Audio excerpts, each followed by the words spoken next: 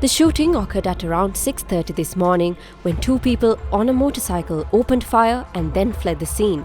CCTV footage captured the incident.